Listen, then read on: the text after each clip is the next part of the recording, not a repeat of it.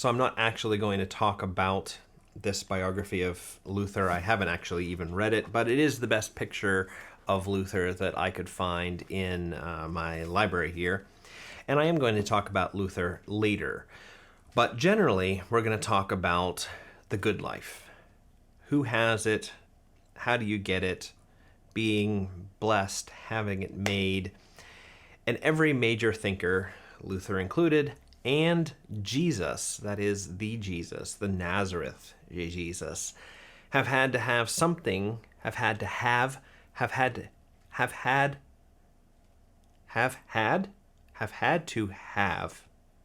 think I said it right the first time, some theory about who's well off, who's got the good life.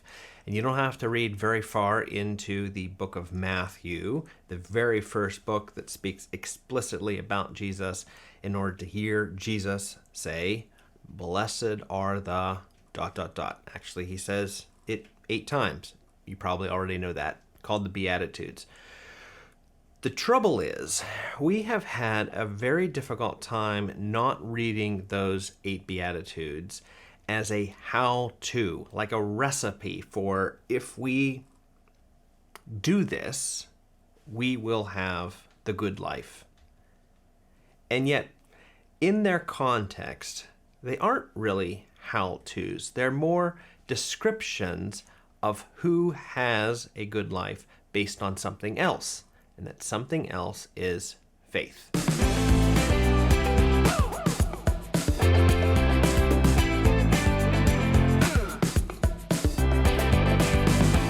Hey everybody, welcome to the Sanctus Forum. I am Michael Stewart Robb, better known as Mike.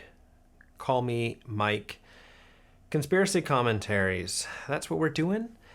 It means we comment on the Divine Conspiracy, which is a reality as well as a very good book by Dallas Willard, and that phrase is his own, which he got into the title of his book.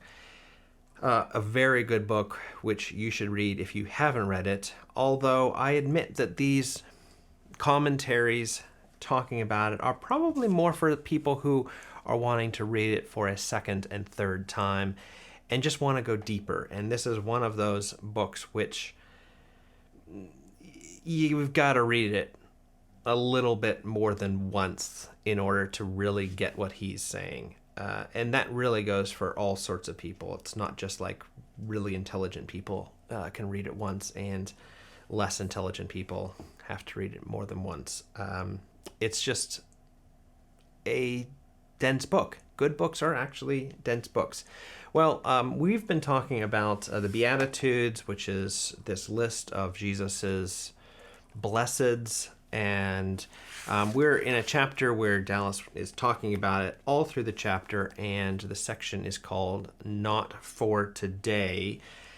Lots of previous videos on this. Now, this idea of not for today really has to do with an interpretation known as dispensationalism.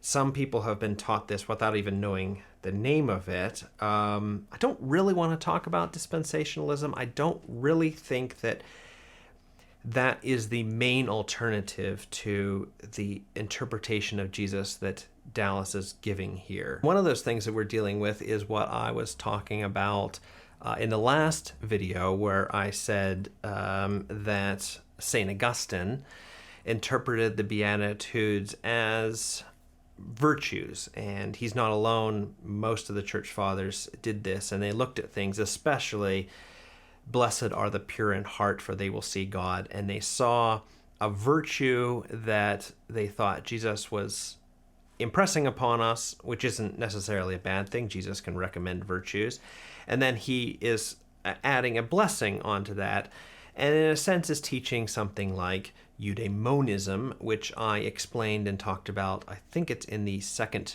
video in this series for this year. And Udemonism is one theory in which virtues, that is being a good person, go together with the good life. That's something that we're dealing with today, an interpretation of the Beatitudes that looks at them as a kind of recipe or list of virtues, which we should exemplify. Dallas is going to say, well, then you would expect that we get a full list, and you would also expect that people who are not on the list are not blessed. Another thing that we're dealing with here, that is a group or a way of thinking that's going to have more trouble accepting Dallas's way of doing the Beatitudes, is what I'm going to call Ganessio Lutheranism. Now, that actually is a technical term. It refers to true Lutheranism, and it's almost as old as Martin Luther himself. It's a group of Lutherans who thought that they needed to get back to that true original Lutheranism, particularly of Martin Luther. Now, I don't want to call it Lutheranism as a whole, this tendency that I'm going to talk about, because I've met a lot of Lutherans, and it's been around for 500 years, so there's a lot of varieties, and I know that there are Lutherans who are going to have no trouble with what Dallas Willard is doing with the Beatitudes. However, this Ganessio Lutherans are going to have some trouble because Martin Luther did not interpret the Beatitudes the way that Dallas Willard does. But what he does is pretty typical for a lot of Protestants after that. Martin Luther does have a sermon series on the Sermon on the Mount, which you can find online and read. He's got some very interesting ways of reading each of these things, poor in spirit. Not terribly consistent. He's concerned about seeing the Beatitudes as a list of virtues that you should knock off in order to get to blessedness, because he's convinced that justification by faith is the true way of getting to blessedness. If you think of justification as just being okay with God, and if you're okay with God, that's certainly going to open the doors to blessing, and the way to open those doors is faith. Now, what happens is that when he turns to the Beatitudes, he doesn't see a list of virtues. He doesn't want to see a list of virtues. What he sees are mental attitudes, which are attitudes of dejection. See, what Martin Luther sees is that most of the Beatitudes, at least the beginning Beatitudes, describe not exactly good conditions. I mean, if you would think virtues, those are good things that you should, want to be. Well, he sees in things like poor in spirit and mourning and meekness and hungering and thirsting, he sees things that aren't exactly good, but might be important, or maybe a way in which Christians should think about the world once they realize, how terrible their life is, or the fleetingness of what the world offers, or the way in which they have pursued their life, or maybe they see suffering and all of that, and therefore they become people who are poor in spirit, mourn, and are meek. The trouble is that it's very hard to not see this mental attitude as yet another way of describing a virtue. So if you're going to say something like, mourning is a kind of mourning for sin, or it's a mourning about the suffering that goes along with being a Christian, or something like that, it's hard not to say, well, that too is just another way of describing a virtue, and somehow now we've connected virtue and blessing once again. Other people, and these are really the more modern interpreters, modern Protestant interpreters, they look at this list and they think, those aren't good things.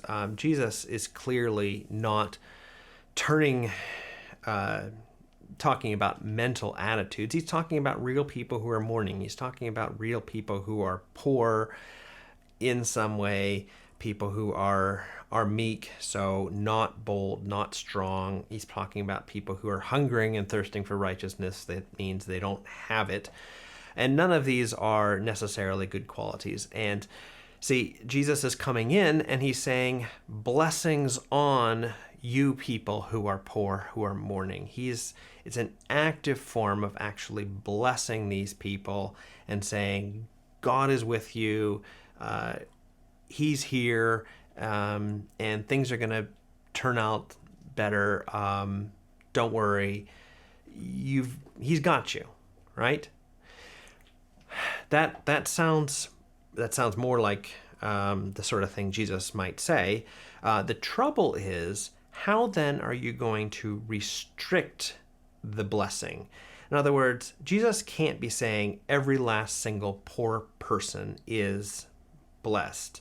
That just doesn't fit with what he says otherwise. Every last person who mourns is blessed. There has to be something that triggers the blessing. Some poor people are blessed. Some mourning people are blessed. What is it that triggers this? And that is where I think there is no clear answer apart from what Dallas Willard is doing. And what he's saying is faith. Faith is what triggers the blessing. Faith in Jesus, putting your faith in him as a person, in the kingdom of God being at hand. And that is what is bringing people into a situation in which they are blessed. And now you can take each of these isolated Beatitudes and say, also these people are blessed. Also the mourners are blessed because they have faith. Also the people who are hungering and thirsting for righteousness, they are also blessed because they have faith. And that's how Dallas Willard is going to treat these, not as a how-to for blessing, which is what basically the Ganessio true Lutheran way of reading them is. And Dallas Willard is saying, nope, it's just a list of different kinds of people who, because they have faith, are blessed. And it doesn't matter if you're on the list. It doesn't matter if you aren't on the list. What matters is whether you actually have faith in Jesus. Let me just read this sentence here, and that'll be the way that we can finish. The Beatitudes are explanations and illustrations drawn from the immediate setting of the present availability of the kingdom through personal relationship to Jesus. And that's a relationship of faith. Well, we'll see you next time. Bye.